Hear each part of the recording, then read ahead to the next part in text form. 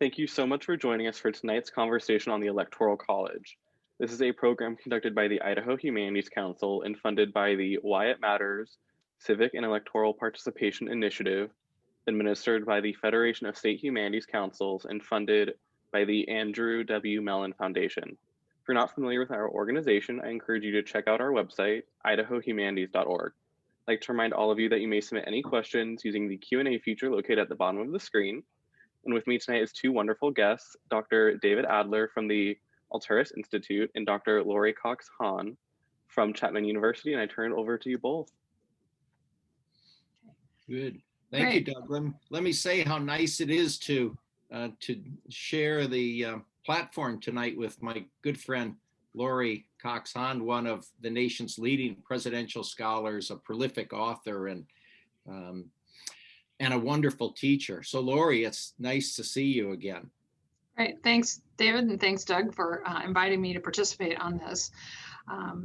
So I guess we're talking about the Electoral College and why we have it and why people are so concerned with the fact that we still have it, which seems to be a pretty popular topic, certainly since 2016, but really since 2000. You know, when I first started teaching American government back in the late 1990s, when I would be teaching my Intro to American Politics course and talking about the Electoral College, you know, students would kind of tune out because they'd think, well, this is just this archaic thing, and why do we even care, and why does it matter? Well, in 2000, it suddenly became very relevant to a lot of people when you had George W. Bush win the presidency, but lose the popular vote, and that was the first time that that had happened since 1888. So got a lot of renewed attention, and then certainly that same thing happened in 2016. The difference being that it wasn't as close as 2000. In 2000, George W. Bush won with 271 electoral votes, and of course you only need 270, a simple majority. But lost the popular vote by 500,000 to Al Gore. But in 2016, while Donald Trump had a larger margin in the Electoral College, not the landslide that he always said it was, but a decent margin, but he lost the popular vote to Hillary Clinton by about 3 million. So that got even more renewed attention on this debate about the Electoral College, and maybe it was time to get rid of it. And so the idea behind the Electoral College really comes from the framers of the Constitution wanting to insulate the presidency from the popular will, and also to give states a role as states in the selection process of the president, because federalism and defining states as their own, you know, political entities is a very important component of our constitutional structure. Obviously, the framers couldn't foresee how this would play out in the, you know, in the 21st century in terms of American presidential politics, but it raises a lot of pros and cons about what we do with the Electoral College moving forward. I get asked this question a lot, not only from students, but when I give talks out in the community. People are, you know, very concerned about maybe we should have a popular election of the president, just the national vote, and that's it. Usually what I tell people is that there are a lot of good reasons to do away with it. There's also good reasons for maybe why we should not, but I'm very much a pragmatist. And so what I usually say is you probably have a better chance of winning the lottery than you do of seeing the Electoral College disappear in your lifetime. And so I take it from that perspective. But from the standpoint of why we probably won't get rid of it, it's that, and not that there aren't good arguments to do away with it and never have an election where the president, you know, got 3 million less votes than, you know, the person who lost. The bottom line is that to do away with it, we would have to amend the Constitution, and the bar is so high there in terms of a 2/3 vote in the House and the Senate to send the issue to the states, and then 3/4 of the states agreeing to do away with it. And from a very, you know, basic argument of there's not a lot of incentive for any state really to decide to do away with the Electoral College. And, you know, I think we can get into that a little bit more in depth as we continue this discussion. So, you know, there are a lot of good reasons to keep it. There are a lot of good reasons, probably even more so, to get rid of it. But I'm just not sure that we're going to get to the point where we have an opportunity to really change it. And so what that means is that maybe we need to come up with better strategies to work around keeping it in the Constitution as is. You know, I like Lori's points, and I want to say that I've long been concerned about the Electoral College from the standpoint that it's undemocratic, really anti-democratic. I'm concerned about what I perceive to be the illegitimacy of the Electoral College because, as Lori pointed out, we have suffered on several occasions the fact that the winner of the popular vote has not been the next president. And so that creates a disconnect between the popular will and the person serving in the White House. And that seems odd to me because in every other race around the country, governor, US senators, members of Congress, and virtually every race, whoever wins the majority of the votes or most of the votes is going to win the office. And so it strikes me as being very odd that the silver medalist, so to speak, could take the top prize and win the presidency as it's occurred on several occasions in our history. You know, like Lori's experience, my students always ask, well, how did we get this strange creature of an electoral college? And people are frankly confused about how it works, no matter how many times an explanation is provided, because it's a strange way to select the president. So I like to tell people on campus and off that, as James Wilson said, this question of selecting the president was the most difficult choice that the framers faced. And James Wilson, by the way, a leading framer from the state of Pennsylvania, and really second in importance only to James Madison as an architect of the Constitution, was absolutely spot on. If you look at the debates in the Constitutional Convention, the framers spent a good portion of roughly 22 days talking about how do we select the president. And there were some 30 votes taken on different proposals, often involving the idea that the national legislature, that is Congress, might select the president or states somehow. And so it was indeed a very difficult question. So why? As Lori pointed out, there were competing concerns, and we could start with the fact that the framers could not have adopted the system most familiar to them, and that is having the national legislature select the president, which would, of course, closely resemble a parliamentary system as that practice in England. And there were really two reasons why the framers couldn't embrace the selection of the president by the national legislature. One is that the framers were constantly worried about corruption. They were worried about cabals, and they feared that, in fact, if the national legislature had the authority, it could result in a lot of mischief and intrigue, people plotting to place their own person in the White House. And that would always keep the president looking over his or her shoulder. But the second reason, and really the more striking reason why they couldn't adopt a method by which the national legislature selected the president, was because the framers had already decided that they were going to implement the separation of powers doctrine. And of course, there could be no or very little independence for a president selected by Congress. And so they stumbled around, and the question of a popular election came up. Some of the real heavyweights in the convention, by the way, embraced the idea of a popular vote, including James Madison, James Wilson, and some others. And there were really on record only 3 framers who were opposed to the idea of having a direct election, and they were George Mason of Virginia, Pierce Butler of South Carolina, Elbridge Gerry of Massachusetts. And so the others were sort of confused about how to do this. But the fundamental reason, as Lori knows very well, why the framers could not embrace a direct popular vote was that the framers were concerned that the American voters might not be able to cast wise decisions, particularly because they would lack information about the various candidates.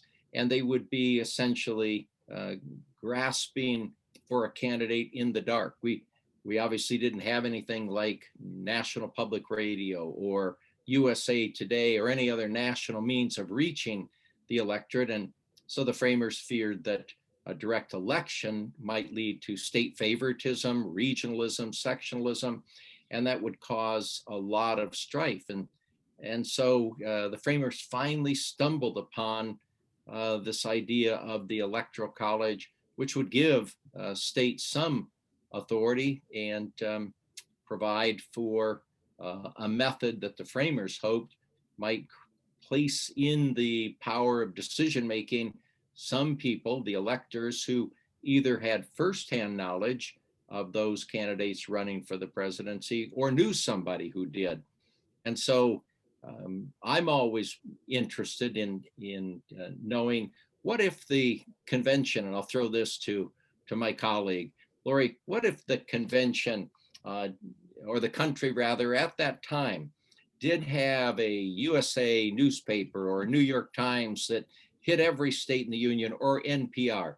Do you suppose that the reasons why the framers opposed the direct popular vote would not have been factors had we had better communication?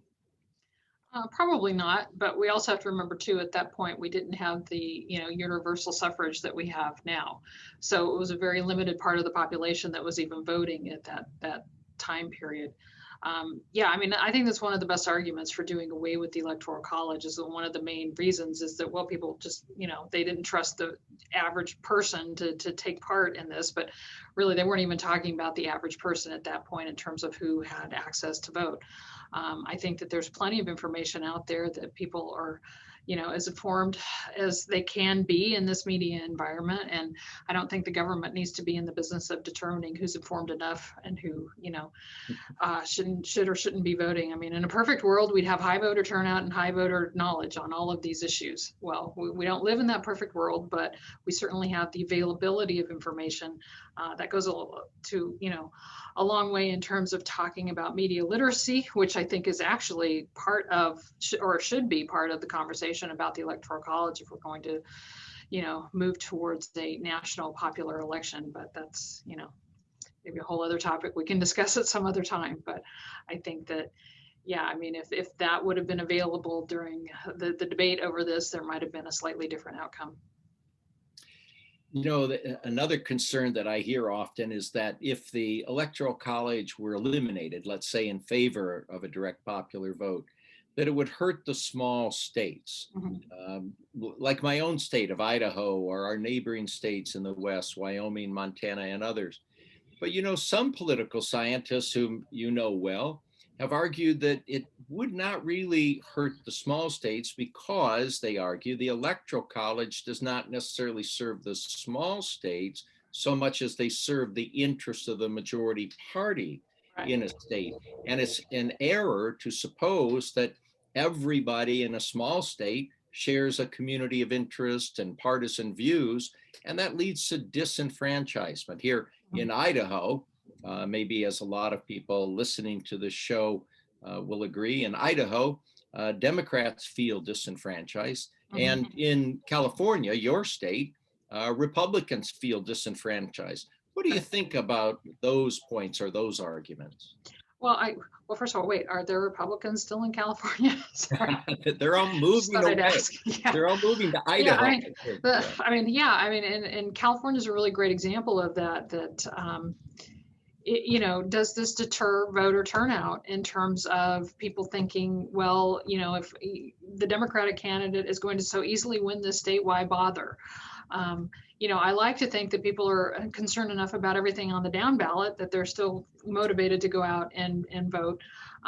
I think sometimes it tends to be maybe a little bit more urban legend than actual, because I'll have students say this all the time, but the Electoral College means that, a lot of people just stay home. Well, there are any number of reasons why people don't vote, but we also just came through an election where we saw higher voter turnout in spite of the pandemic.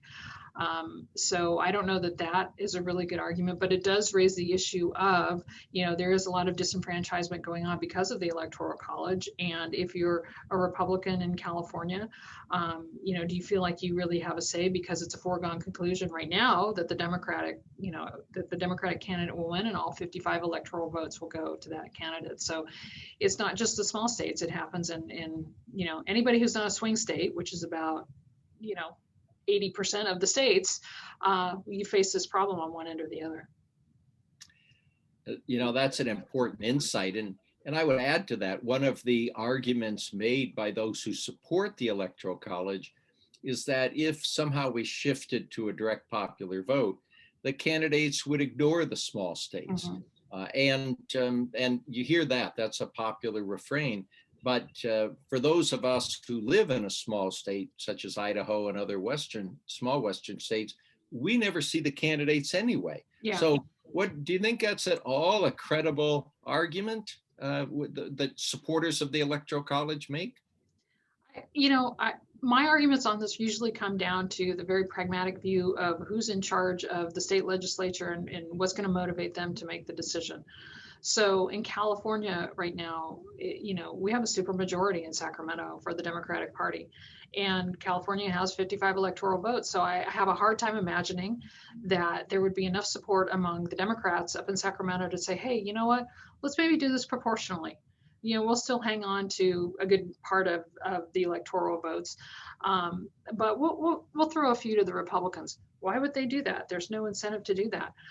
Political parties tend to not look long term, that, maybe 20 or 30 years from now, maybe the Republican Party will have rebranded itself again, and maybe, they could be in charge of California. And so they don't think about it that way. They do what's in the best interest of the here and now. And there's just no political incentive to do that. And I think the same is true in a smaller state.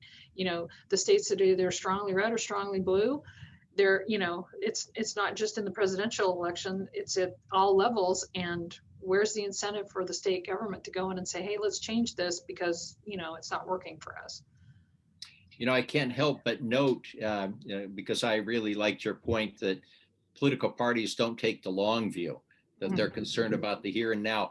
And aren't we just witnessing that, by the way, in the Republican Party, in the emerging civil war, let's say, between Donald Trump and Mitch McConnell, it's fighting for control of the party. And that seems very much to be a function of what's best for the party in the here and now. Do you agree?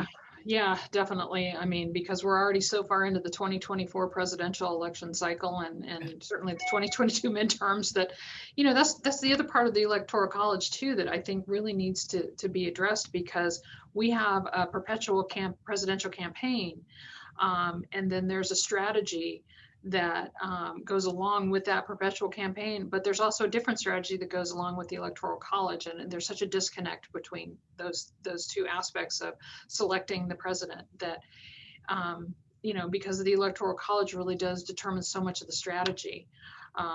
And in terms of good government or best practices, or however you want to call it, the Electoral College doesn't give us the opportunity to really pursue some of those kinds of strategies that might be more in the best interest of, the voters and the choices that we get in terms of our presidential candidates. That's such a good point as I think about strategies employed by candidates, to return to that broader theme of whether candidates would be more likely to visit a small state, let us say, or other states, if we abolish the Electoral College. That is an important issue. And then when you talk about Electoral College strategy, let's talk about the finer points. In the Electoral College system, candidates don't have to necessarily be super clear on where they stand on particular issues, because they are really hedging toward that middle, or that group that they have to persuade to come to their side. So doesn't that hurt the very idea in a democracy of having a clear debate, fleshing out interests among the candidates? Yeah, it definitely works against having that kind of a substantive dialogue on really important issues that voters should be informed about. So if our ideal of, and forgive me, I just came from teaching my First Amendment course, so I talk a lot about deliberative democracy.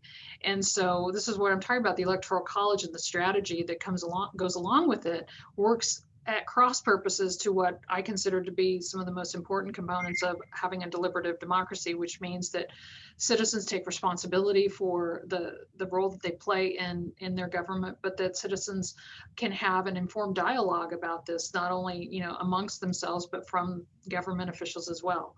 And so I think that we miss out on getting, you know, a lot more information and what we need for people to make informed decisions about the voters, and we end up having the kind of campaigns that we've seen in the last few years, that it's all about messaging but not in a substantive way. You know, as you've written so well, when we look at the 10 or 12 swing states that almost always make the difference in any presidential election, and they're so close by definition, is it the case, do you think, that a direct popular vote would better serve the interest of voters as opposed to the Electoral College, because they would get pretty clearly outlined, articulated views from candidates on those issues of concern to voters? Yeah, I think so.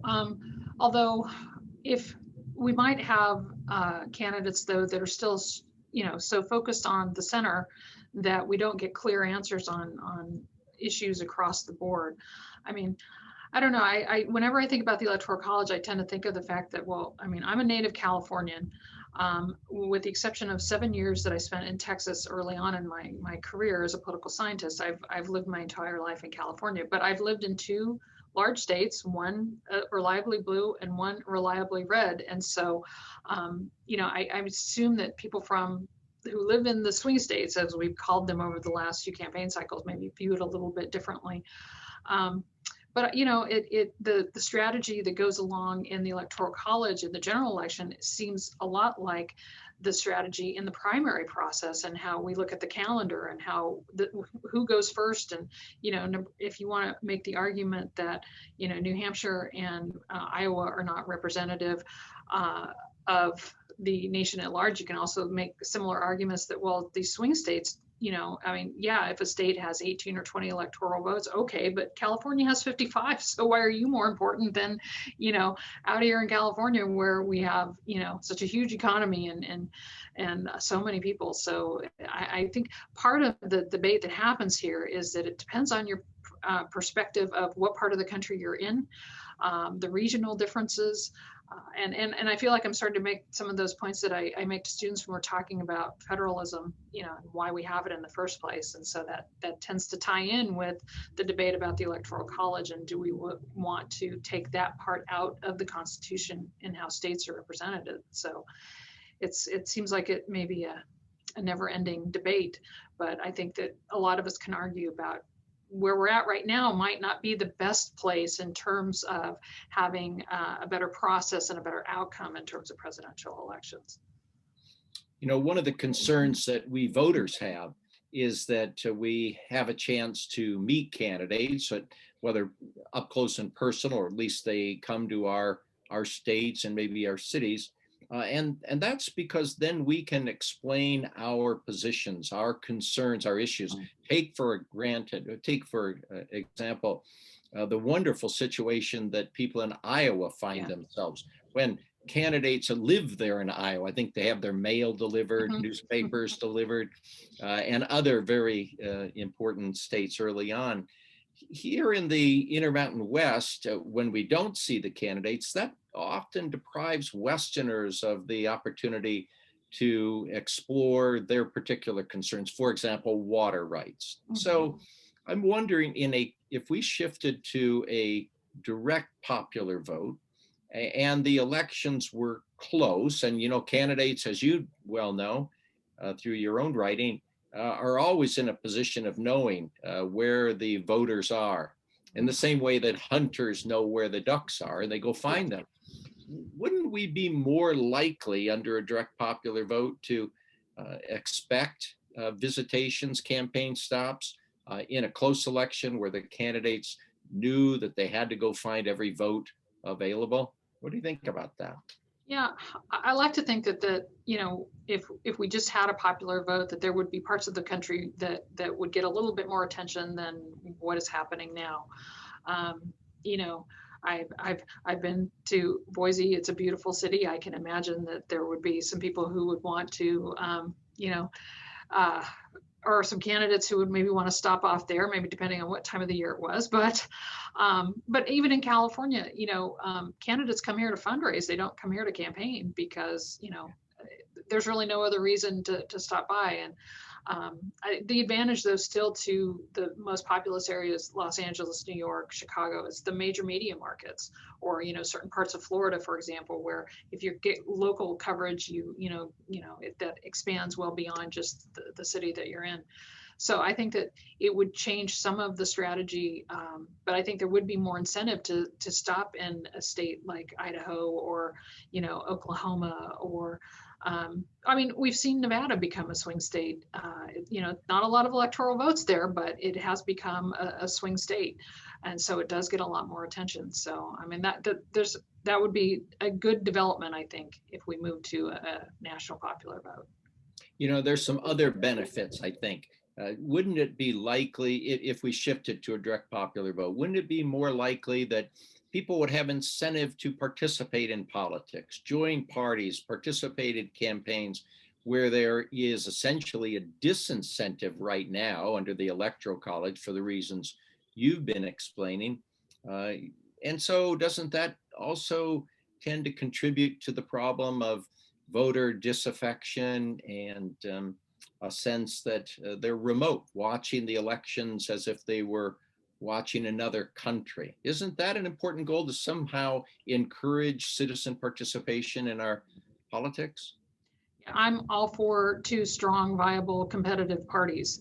That I'm very concerned about the trends recently of how people who are rejecting both parties are the plurality, because whether we like it or not, we have a two-party system because of the way we run our elections and some other aspects of the Constitution.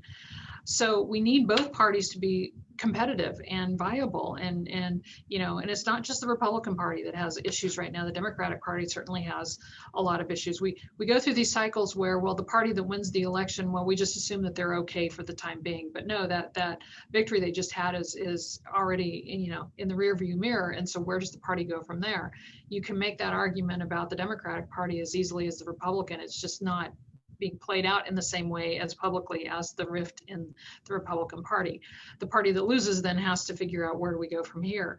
So yes, definitely, if we had a national popular vote, I think it would maybe re-engage some people and make political parties seem more viable, and it would give a little bit more incentive to people to be, you know, engage in the process, because a lot of people, I think, in terms of presidential politics, it's strange because they feel attached because you can't get away from the information, and we get so caught up in the cult of personality for some candidates, but they're really not as connected to it, I think, as we should want them to be from a civic standpoint, in terms of, I really need to know the issues, and do I really fall under this party or that party, or you know, what does it mean if I'm not in either party, and what does that mean for our government? So yeah, I think that could go a long way towards that. You know, and one of the points you made is particularly telling, that the Electoral College encourages a strong two-party system. Mm-hmm. But for all those people across America, particularly in recent years, who are clamoring for a third party, it's very difficult, isn't it, to create a viable third party given the Electoral College method of selecting the president. Do you think people are aware of that? I try to make people aware of that a Yeah. lot. I mean, it seems like ancient history to our students now, but when I talk about Ross Perot in 1992, because it never, it never fails. I always get the question of, well, let's have a third party, an independent party. Could we elect an independent as president? In theory, yes. And in the real world, probably no. And Ross Perot is still the best example. He got almost 20% of the popular vote in 1992, but he got 0 electoral college votes. Because, even so 48 out of the 50 states plus the District of Columbia and the Electoral College is winner take all. So when you look at Nebraska and Maine, okay, it's not winner take all, but part of it is winner take all. If you win the state, you get the 2 electoral votes associated with the U.S. senators, and then the rest is congressional district, but you still win the congressional district by winner take all. So, we've had a couple of times, like in 1968, where we did have a third party candidate win a few electoral votes, but not enough to have a majority. So it's very difficult for an independent candidate to come in, not only the ballot issues in every state to even get on the presidential ballot, but to be able to win enough states to either win it outright or, kick it to the House of Representatives. So from procedural standpoint, it's not viable. You've advanced so many good points as we've talked about this for shifting to the direct popular vote. But as you pointed out at the outset of your remarks, the parties are probably not particularly interested. And that's not because one party or the other can claim a lock on the Electoral College. Mhm. What would you say it is? If it's not an embrace of national ideals, for example, and promoting democracy, why would the parties continue to adhere to this old method, which is anti-democratic? Well, like I was saying earlier that and if you look at it, whether it's a large state or a small state or a swing state, where's the political incentive in the here and now to make that change? So, in California, there have been discussions over moving it to proportional system to be more like Nebraska or Maine. And I know that conversation is taking place in a lot of states.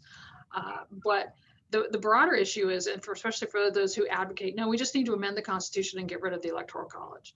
To get that approved for states to agree, even if it's so hard to imagine anything right now that in Congress where you could get a 2/3 vote in the House and the Senate to send it to the states. And let's say even that miracle occurred and it came to the state. Well, what states then would be willing to sign off on it? And because you would need 38 states. I would guess that the swing states, those that fall into that category every 4 years, would probably just say, no, we like being able to, have an oversized, role in the decision making here. And I even go to the point of, if you look at the states that are in the swing states, the category right now, think of just even from a very basic standpoint of the revenue that comes into those states in those couple of months during the general election, or even prior to the general election. And pick a state we knew that let's say, Michigan and Wisconsin were going to be very important swing states. And so not only do candidates start going there well before they get the nomination, but they also, everybody that travels with the campaign and all of the ad buys that are going on and all the media outlets. There's a lot of tax revenue that those states would lose out on. The example I often give to people, the difference between California not being a swing state and Nevada being a swing state. Back in 2012, so my younger sister and my mom live in Reno, Nevada, and I visited them in the fall of 2012, and just crossing the state line from California over into Nevada. Local television was, at that point in October, every other ad, Obama, Romney, Obama, Romney. There were no ad buys left. And in California, we don't get the presidential ads like that. And I remember I said something to my mom about, well, I'm not seeing these ads at home. And she said, well, why? I said, Mom, you live in a swing state. Just think about, from a financial standpoint, the revenue that would disappear. So those states right there probably would not want to give up that role. Imagine that, economic interest driving political decisions. I know. I know Doug's probably going to pitch a number of questions to us from our audience. We should probably, let's hear some of those. Yeah, thank you for the wonderful insight that you guys just provided on everything Electoral College. So the first question we do have is from Carolyn, and she's wondering if you can kind of elaborate more on the National Popular Vote Compact and, you know, how it ties to the legitimacy of the Electoral College. I know Lori has a lot of good thoughts on that. Well, this became pretty popular in 2016, after Hillary Clinton lost the presidency, but won the popular vote. So it's basically this agreement of a lot of states that have said that going forward, if they will agree to award their electoral vote to whoever the popular vote winner is. Now, every one of those states, California is one of them. I think there are 16 total that have signed on to it. They are all states that Hillary Clinton won in 2016. And I don't believe there are any swing states on the list. And but there are a lot of questions about whether or not that would even be constitutional. Because that could get into the area of are these then faithless electors? Is this not matching up with the popular vote winner in the state, and whether it would be seen legitimate moving forward? Yeah, my concern, as to follow up on your point, is that all the excitement about the interstate compact has been slowed to a crawl right now.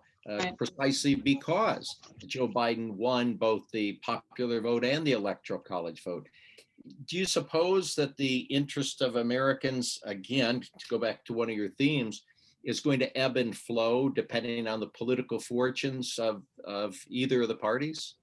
Yeah, definitely. I mean, I don't know with the compact, I don't know that that's even going to have much traction moving forward. I mean, for a lot of people, you kind of felt this sigh of relief over the Electoral College, like, okay, we just had an election now that Joe Biden won both the Electoral College and the popular vote, because regardless of which side of the aisle you're on or who you support, there's always or what we always hear about, there's going to be a constitutional crisis, if we have someone who doesn't win the popular vote, but they win the Electoral College. And, I mean, it's a relative term when you're talking about a constitutional crisis in today's media environment, but it certainly does raise issues of the legitimacy of the election.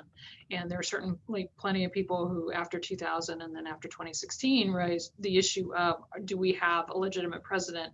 Well, constitutionally speaking, yes, we did, but from the popular opinion on how we run this process, there were certainly a lot of people who had problems with it. Yeah. Well, Doug, I can see we're generating a lot of questions. We are, yeah. Some people in the audience would like to know, exactly who makes up the Electoral College. Are they normal citizens, people, heavily involved in politics, kind of that process of, who gets to be, in that college. Yeah. I'll defer to Lori. Well, as I have never had the opportunity to do this, from what I understand, it is usually people who are involved in the political party, and this is kind of a political patronage thing where it's a very symbolic thing, really, when you go and cast the electoral vote, but it's really to party insiders, and favors are handed out from the state party to allow people to do this. Yeah. And then dipping our toes into more of a hypothetical kind of question, Maria was wondering if there's a solution that would better represent the popular vote while still empowering smaller population states like our state in Idaho, and kind of disregarding the challenges in both changing the Constitution and, getting it approved in general. Well, you're probably talking about a constitutional amendment, which is extremely difficult to do, particularly in these polarized times. And if you think about the fact that we've only amended the Constitution 27 times, it doesn't give us a lot of optimism. That's why I do like the idea of the direct popular vote interstate compact. It's certainly a step in the right direction and could achieve, in theory, what the proposed abolition of the Electoral College would not likely occur because of the polarization. But Beyond those mechanisms, it's difficult to imagine how we're going to create a system that would actually be true to democracy, where every person's vote counts. And I think the very fact that we have a system in which that's not true is very bothersome. I should say, in which every person's vote is equal to every other person's vote. That's a little bit better way of explaining it.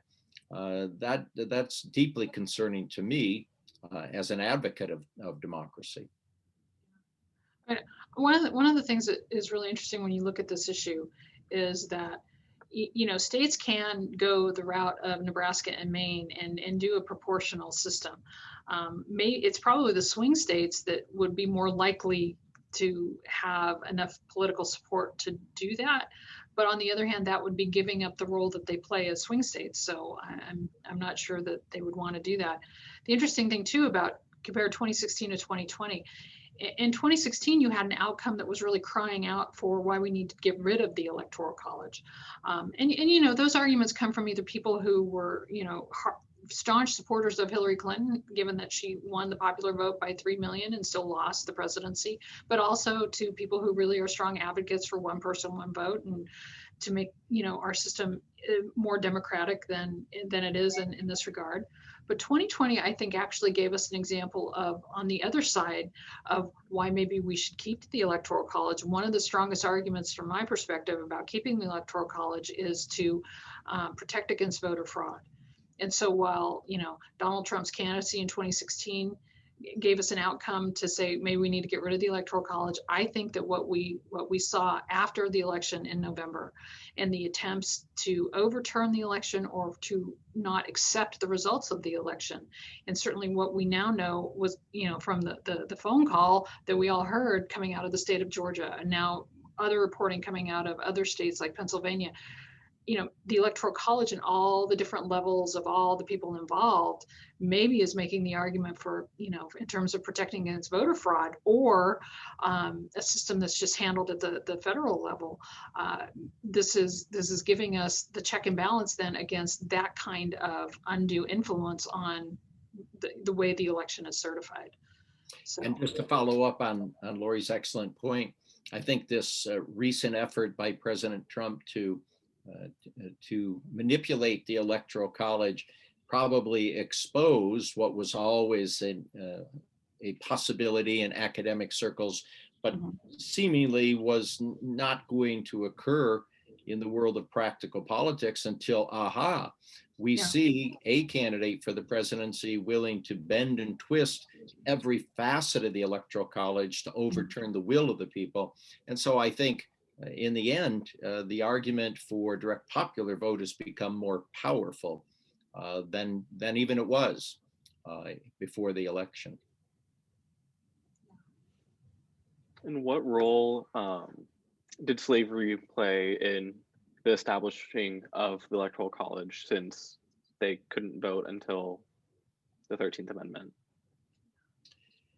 Yeah, it certainly played an important role. Before the framers decided on the Electoral College, they had already engaged in the passage of the 3/5 compromise, the infamous 3/5 compromise, which meant that slaves would be counted as 3/5 of a person. And the purpose behind that, of course, was to boost population, which served the interest of the slaveholding states so as to win more members of the Electoral College. So that aided the southern states. But of course, because slaves could not vote, a move toward the direct popular vote would have negated the advantage that slaveholding states achieved through the 3/5 compromise. And I think that's one reason among several why delegates from some southern states, particularly George Mason of Virginia and Pierce Butler of South Carolina, were not going to be on board with a shift to the direct popular vote. And kind of circling back again, to the origins, was this model based off of another country, or was this truly kind of an American-born concept of the Electoral College? Lori, wasn't this a one-off? Wasn't this a unique creature, fashioned from different experiences and thoughts? What do you Yes, think? I think it was, but this is really your area of expertise, so I'm going to defer to you on this because I've heard you opine on this many times. Yeah. Well, I would just say quickly, the framers dipped into their hat to find something that worked to satisfy some of the concerns that you mentioned at the outside, including giving the states a voice and also trying to protect against the possibility or indeed the likelihood that voters would not be casting informed votes. And those reasons, of course, as we said, those rationales don't apply any longer and should not stop an effort to move toward the direct popular vote. And then I know, at least on the East Coast, I haven't personally heard about it a lot since I moved to Idaho, but there's always that talk of DC becoming an official state or Puerto Rico becoming the 51st state. How would that impact the Electoral College? Not necessarily in, potential turnouts and stuff, but just the mechanics of the Electoral College. Well, it won't change anything from the District of Columbia since they do have the 3 electoral votes, but it would give Puerto Rico, a couple of electoral votes as well. It wouldn't be a large state that could really change the outcome like, a Florida or California or Texas. But in terms of District of Columbia, I don't know that much would change since we've already amended the Constitution to make sure that they have the Electoral College votes. Well, as Lori says, it wouldn't affect to a great degree the outcome of the presidential election, but it could certainly affect Senate politics, right? Now, to follow on Lori's point, now there would be voting senators, voting members of the House, and as the Democratic Party well knows, the way to secure a majority for the party in the Senate is to grant statehood to DC and Puerto Rico. And in many ways, that would be the Republicans' worst nightmare. I mean, I think it was Mitch McConnell who said that, or in fact, Idaho's own Senator Jim Risch said that the Republicans would never have a majority in the Senate again if, in fact, statehood was extended to Washington, DC and Puerto Rico. What a thought. And so, Lori, I'm just wondering, as a political scientist talking about incentives, isn't that plenty of incentive for the Democrats to make that happen? Yes, it is. But on the other hand, with a 50-50 split Senate, they might not keep everybody in their conference on board with that. So I think that it's not as likely as some people like to think. I mean, and I don't know that President Biden would be willing to really campaign on that either. There were some of these issues that he didn't really, he kept saying in the campaign, well, if, once I get elected, or if I get elected, I'll tell you whether it's that or the packing of the Supreme Court. I don't know that there's any evidence that Joe Biden would go that more progressive path with some of these policies, but, I'm careful in any prediction I make because anything can happen in our political environment these days. It reminds me of the old Yogi Berra line. It's hard to make predictions, especially about the future. Yes. Yeah. Do you think proportional voting would be a viable alternative to the popular vote agreement between the states? Lori, you had some thoughts about that earlier. Yeah, I mean, I think it would be a really good thing to start to move in a more democratic direction, and it's a step along the way without having to go the extreme and unlikely route of amending the Constitution to just do away with the Electoral College.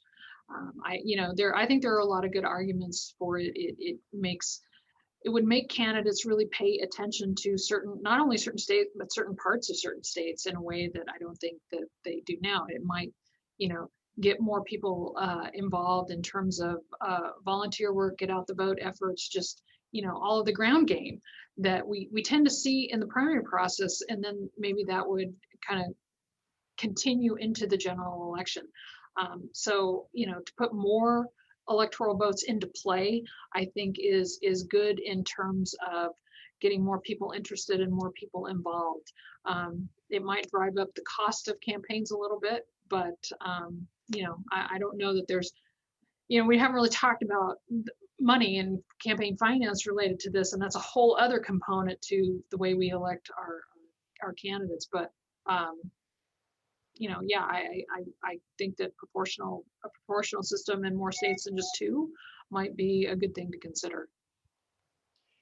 As I listen to you, I'm reminded that Aristotle said a democracy is a system in which we disperse political power as widely as possible. Mm-hmm. We don't do that in the United States. We throw up institutional roadblocks. The Electoral College is one. It's a disincentive to participation, as you said. Then we resort to voter suppression methods and other means that deliberately depress the vote.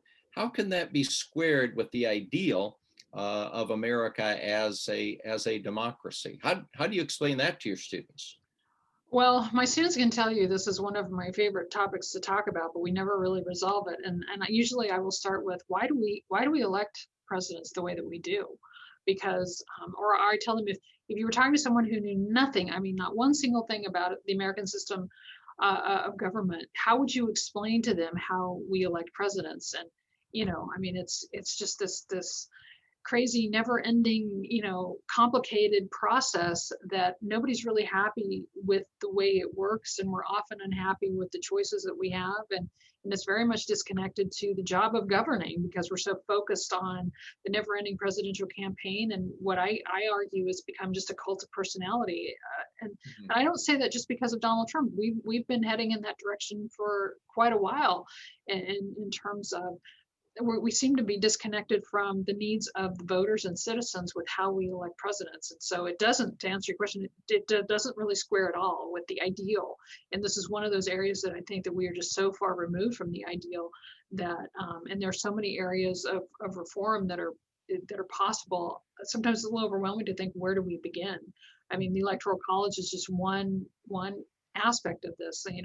We could talk about the primary system and how we nominate candidates, where certainly a lot of reform can take place.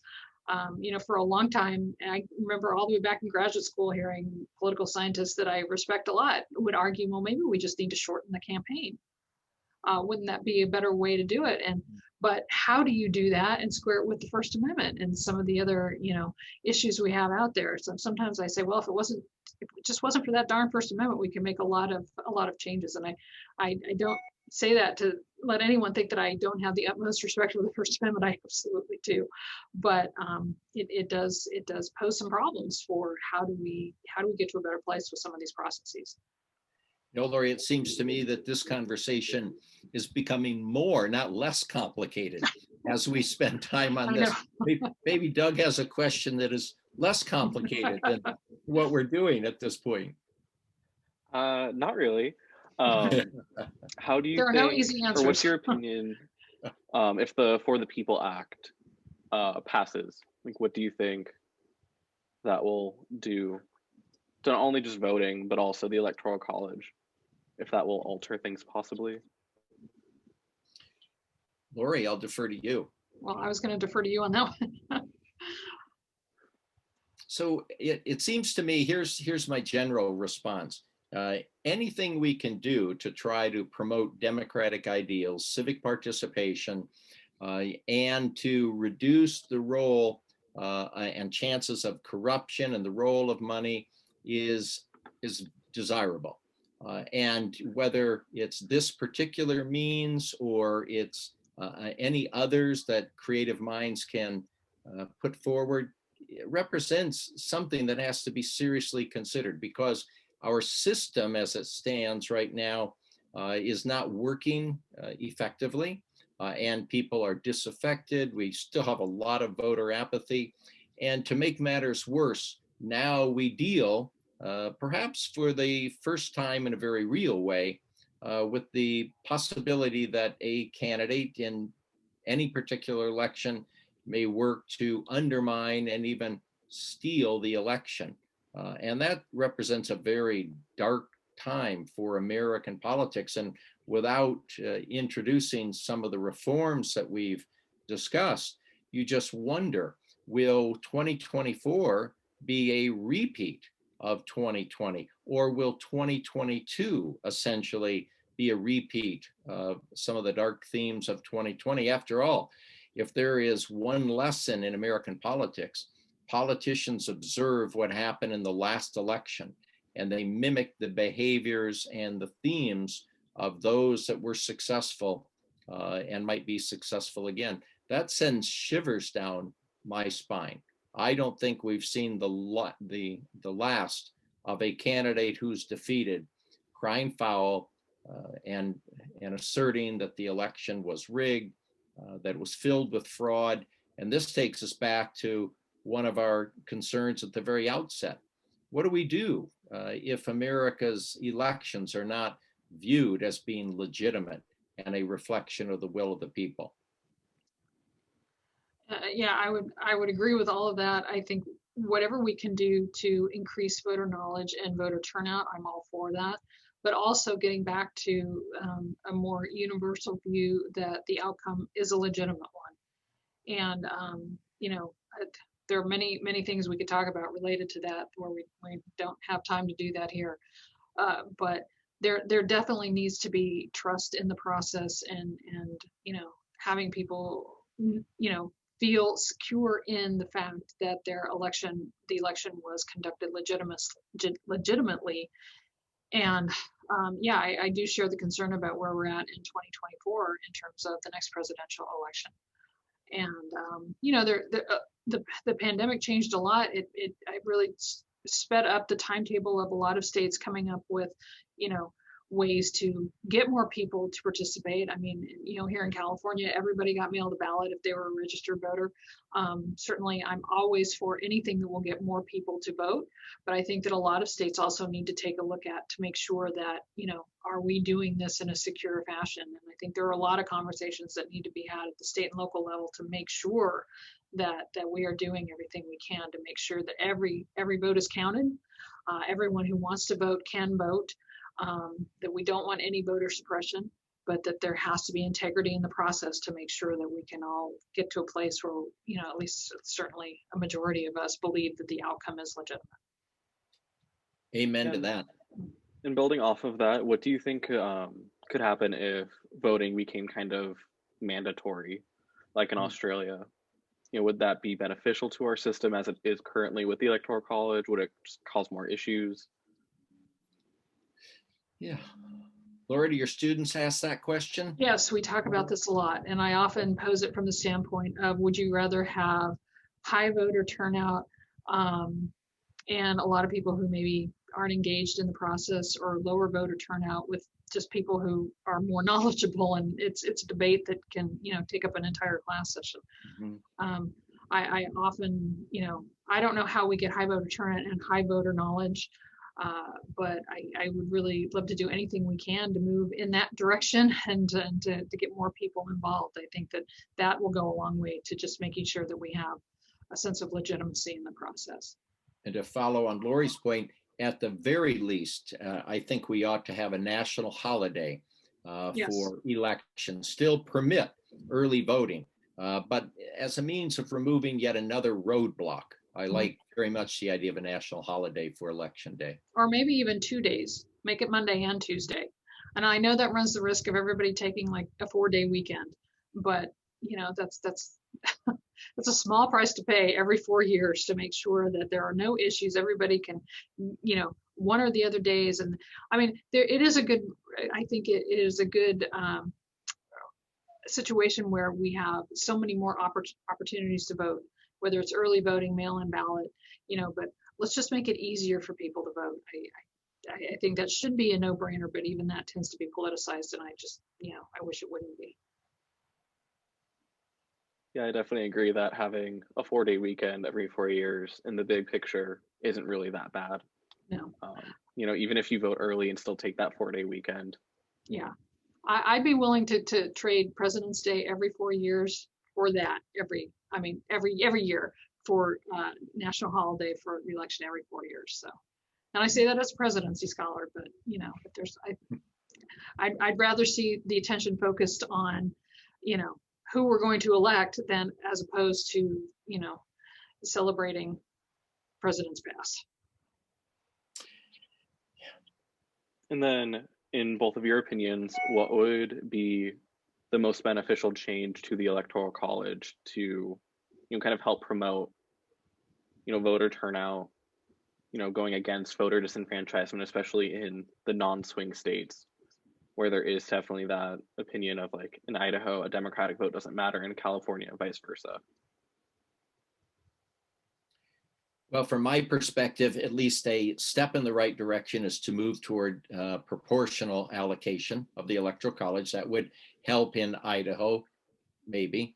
And secondly, it would certainly, in my view, be the abolition of the Electoral College and to embrace the direct popular vote.